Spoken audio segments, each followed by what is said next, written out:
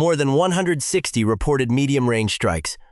Over 65 logistics and ammunition depots hit, dozens of drone control points, workshops, and command posts targeted behind Russian lines.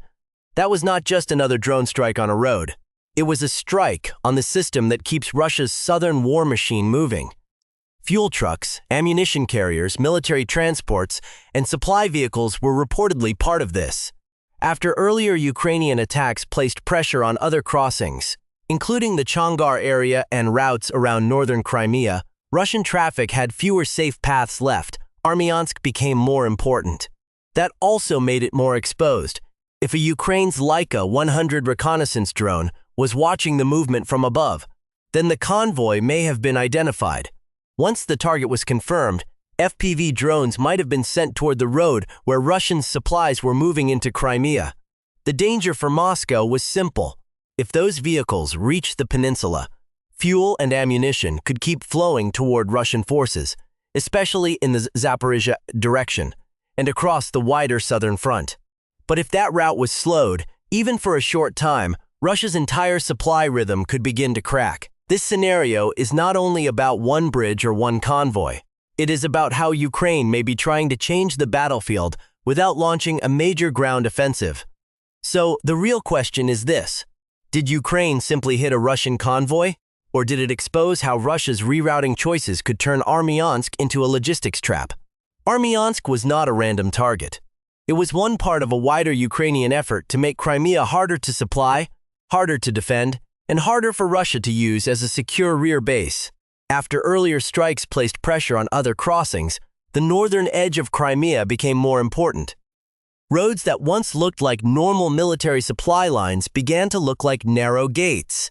Chongar, Perekop, Mern, Stavki, and Armyansk were no longer just names on a map. They became points where Russian movement could be watched, delayed, and attacked. For Russia, this created a growing problem. Crimea still needed fuel, ammunition, spare parts, radar equipment, air defense missiles, engineering units, and reserve forces. These supplies had to keep moving because the peninsula was not only a symbol of occupation, it was also a military platform that supported operations toward Kherson, Zaporizhia, and other parts of the southern front. On the other side of the battlefield, Ukraine has long-range systems that can hit deeper targets. These weapons can threaten airfields, fuel plants, command centers, and military sites. That is why the campaign around Armyansk matters. It was not designed only to create a fire on a bridge. It may have been designed to disturb the system behind Russia's front line. The pressure built step by step. When one crossing came under threat, Russian planners had to change traffic patterns. When another route became risky, vehicles had to move through fewer corridors. Convoys that might have been spread across several roads may have been forced to use tighter routes. Every adjustment helped Russia keep supplies moving, but it also made the next movement easier to predict. This is where Ukraine's method may have become dangerous. Instead of rushing into a large ground attack, Ukrainian forces could use reconnaissance drones to watch the movement from above. The change is not only about distance, it is about safety. Russian commanders once had more room behind the front to place supplies, move trucks, and organize troops. A depot several dozen miles back could support artillery. Russia tried to protect these routes. That meant radar coverage, electronic warfare systems, air defense positions, and security units around key crossings. But a protected road can still become a trap if too many vehicles depend on it.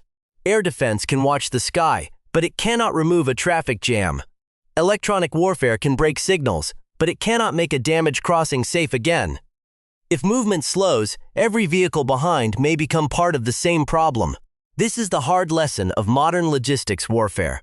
Ukraine does not always need to destroy every bridge or every truck. Sometimes the goal may be to make a route unreliable. That is why Armyansk became more than a point on the road into Crimea. It may have become a test of who controls the rhythm of movement. For Moscow, the problem is not one drone or one burned vehicle. The problem is uncertainty. If every depot behind the line might be watched, then every convoy needs more planning. And if this pressure continues, the real damage may not appear in one explosion. It may appear in slower convoys, longer detours, delayed repairs, and commanders near the front waiting for supplies that should have arrived earlier. If a bridge looks like only a technical target, the next part shows why Russia's own rerouting choices may have made Armyansk one of the most dangerous places for its logistics network. Russia may not have moved more traffic toward Armyansk because it wanted to take a risk. It may have moved there because earlier pressure around other crossings left fewer useful choices. After Ukrainian strikes placed pressure on routes near Chongar and other northern Crimea crossings, Russian logistics officers still had to keep the supply flow alive. Fuel had to reach Crimea. Ammunition had to move toward units in the south. Repair vehicles, military trucks, and reinforcement equipment could not simply stop because one route became unsafe.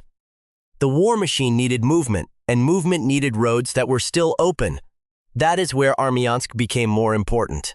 It sits near one of the northern gates into Crimea, where traffic from Russian-controlled southern Ukraine can move toward the peninsula. If other paths became damaged, watched, or too dangerous for regular use, Armyansk could turn from a backup route into a main corridor. That change may look small on a map, but on the ground it could change everything. The first signs of that pressure would not be dramatic. A convoy might be told to leave later than planned. Another group of trucks might be ordered to use a different road. Vehicles that once moved in smaller groups may have been placed into a tighter flow because commanders wanted to push supplies through while the route remained open. Each decision made sense by itself, but together they may have created a pattern that Ukrainian reconnaissance could study. This may have been the shift at the center of the battle. Ukraine was no longer only choosing where to strike. Russia may have been pushed toward the places Ukraine was already watching. For a convoy crew, Armyansk may have looked like a path back into a more secure area. The drivers could see a road, a bridge route, and the promise of getting closer to Crimea. Fuel tankers and ammunition carriers were not built to fight their way through a front line. Their job was to move, arrive, unload, and keep the next Russian unit operating. The faster they passed through the choke point, the safer the mission seemed. But a narrow route changes the value of every vehicle inside it. A truck carrying shells is no longer just a truck. A tanker is no longer just fuel on wheels. A repair vehicle is not only support equipment. If they are forced into the same corridor, they become connected targets. Air defense is one of the most valuable targets in this chain. A Buk M2 or Panzer system does not only defend itself. It protects warehouses, bridges, ports, rail lines, and troop columns. That is why the rerouting decision may have been so dangerous. In the short term, it helped Russia keep supplies moving. In the same moment, it may have made those supplies easier to find. A road that absorbs more military traffic leaves more traces. Fresh tire marks may appear near turnoffs. Security vehicles may gather around key points. Drivers may wait in places where they should have moved quickly. From above, even small changes can reveal that something larger is happening below. Ukraine's answer may have been to watch the substitute routes, not only the damaged ones. A Leica 100 drone could follow the flow of vehicles near Armyansk and separate normal movement from a convoy with military value. It did not need to strike. It only needed to watch the convoy's movement. Once the traffic pattern showed fuel, ammunition, and support vehicles moving together, the road itself became the warning sign. So the question is simple. In modern war, what is more dangerous for an army? Losing one bridge or being forced to send its supply trucks into a road the enemy is already watching? The Leica 100 may not have needed to strike the convoy to change the battle. If it was tracking the route from above, its first job may have been to identify what the Russian column really was before Ukraine decided how far to go. From above, the reconnaissance drone may have watched the route that had become more sensitive after pressure on other crossings. At first, the movement could have looked like normal military traffic. A few trucks on a road, escort vehicles, and drivers trying to keep the supply flow moving toward Crimea. But then the pattern may have become harder to ignore. More vehicles entered the same area. Some may have been heavier than normal transports. Others may have moved like support trucks. Ukraine wants Russian commanders to feel that every movement into a hot zone carries a cost. Picture a Sherdashasin assault being prepared near a contested sector. A fuel truck can keep armor moving. An ammunition carrier can feed artillery. A repair vehicle can bring damaged equipment back into service. If these vehicles moved together, they were not just traffic. They became a mobile supply package for the battlefield. The Leica 100 may have kept watching. It could follow the direction of travel, note the spacing between vehicles, and help Ukrainian operators understand whether the convoy was heading into a vulnerable point. The drone did not need a perfect picture of every truck. It only needed enough evidence to suggest that this was not a small patrol or a random movement. It may have been a logistics column moving toward a route that mattered. That may have changed the value of Armyansk in that moment. The original pressure on the area could still damage a bridge or slow a crossing, but the convoy may have given Ukraine a larger chance. If the vehicles reached Crimea, their cargo could move deeper into the Russian system. So Ukraine may have had to decide when the convoy was most exposed. The better moment would be the point where movement, terrain, and traffic pressure work together. That is the kind of moment reconnaissance drones are built to find. The strength of modern UAV warfare is not only the strike, it is the waiting.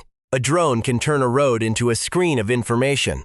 It can show which vehicles are moving first, which ones are falling behind, and where the column begins to tighten. This is why the Leica 100 may have mattered before the FPV drones entered. It may have given Ukraine time to read the convoy instead of reacting blindly. The operators could have seen that the target was not simply passing through Armyansk. It may have been moving through a place where a strike could do more than burn one vehicle. It could interrupt the entire flow. As the convoy moved closer to the key section, the decision window may have narrowed. Every minute that passed could give the Russian vehicles a chance to leave the exposed area. But every meter deeper into the route also may have made them more dependent on the same crossing. That was the tension inside the operation. Wait too long and the convoy might escape. Strike too soon and the bigger trap might not form. By then, the mission may have changed. Ukraine was no longer only watching a road into Crimea. It may have been watching a supply column that could become trapped if hit at the right time. Crimea was not an open road for Ukrainian drones. It was a defended zone, and the Russian convoy may have moved toward Armyansk under the belief that several layers of protection still stood between it and a Ukrainian strike. Around the key routes into the peninsula, Russia had built a defensive screen. Radar systems watched the air. Electronic warfare units tried to disturb control signals. Short-range air defense covered important crossings.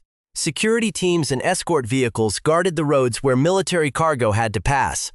The purpose was simple. But if that truck is moving from a known ammunition point toward a firing position, its value changes.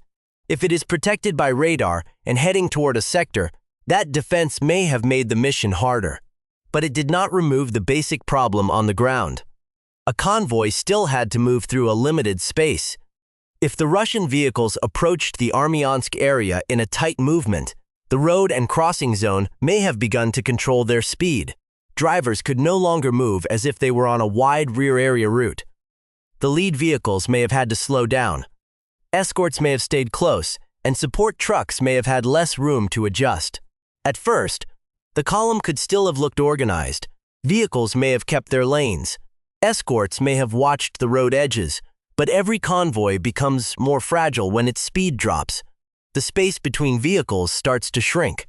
A truck that was safely behind another vehicle may become part of a tight chain.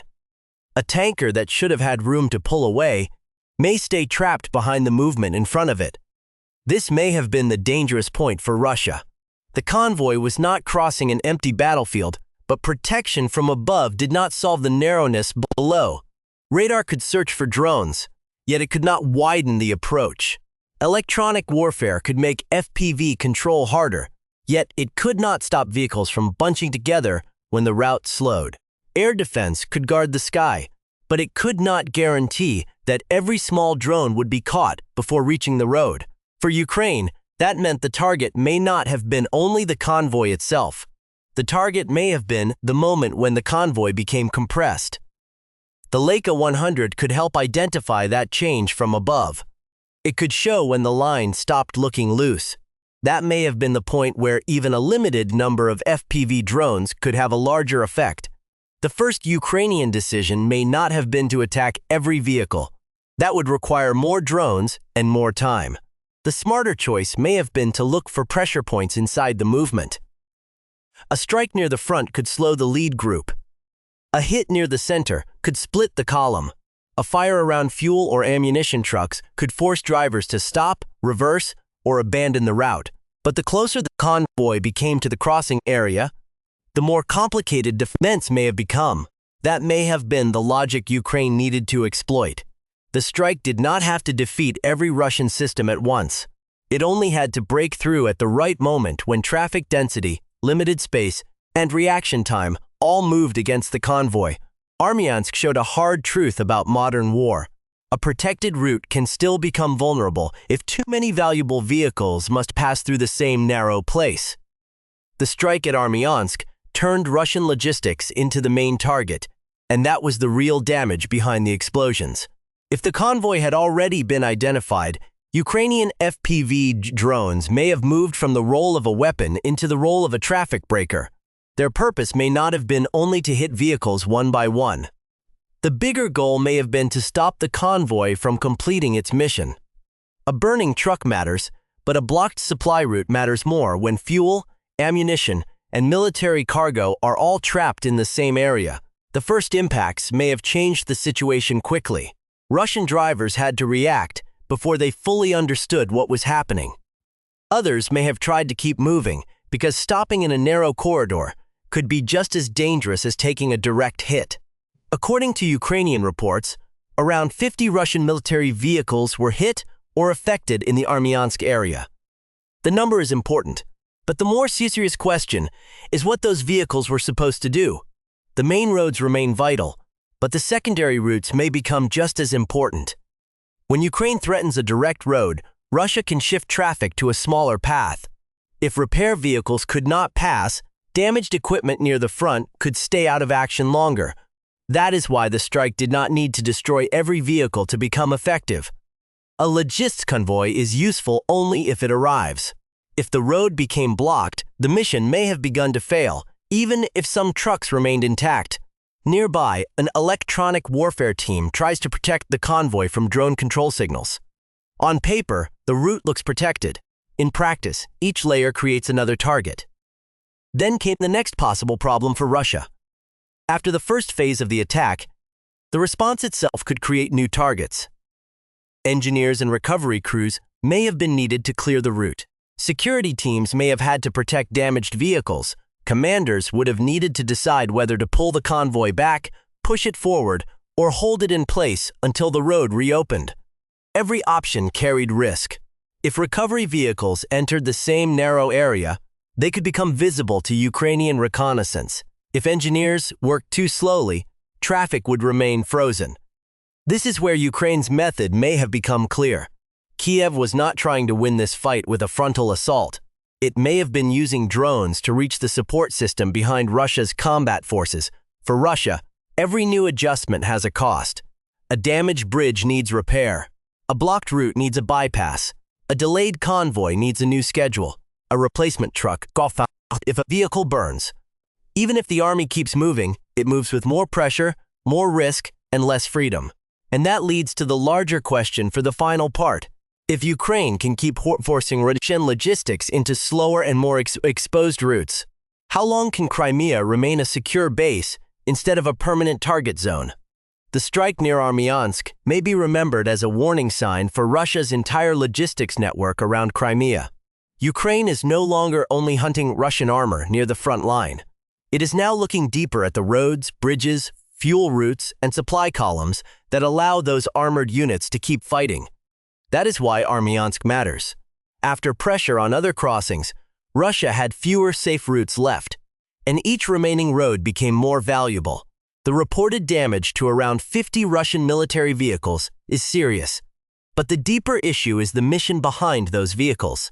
Fuel, ammunition, spare parts, and reinforcement equipment are not just cargo. If that slows down, the pressure can spread from Crimea to Kherson, Zaporizhia, and the wider southern front. In the coming weeks, Russia may try to repair damaged routes, add more air defense, increase electronic warfare, or move convoys onto smaller bypass roads. Ukraine in return will likely keep watching those roads with reconnaissance drones such as the Leica 100, then strike with FPV drones or other precision systems when traffic becomes predictable. So, the question is still open. Is Russia adapting fast enough to protect Crimea's logistics network? Or is Ukraine slowly turning every remaining route into another trap? Let us know what you think in the comments. If you found this battlefield breakdown useful, like this video, share it, and subscribe to Military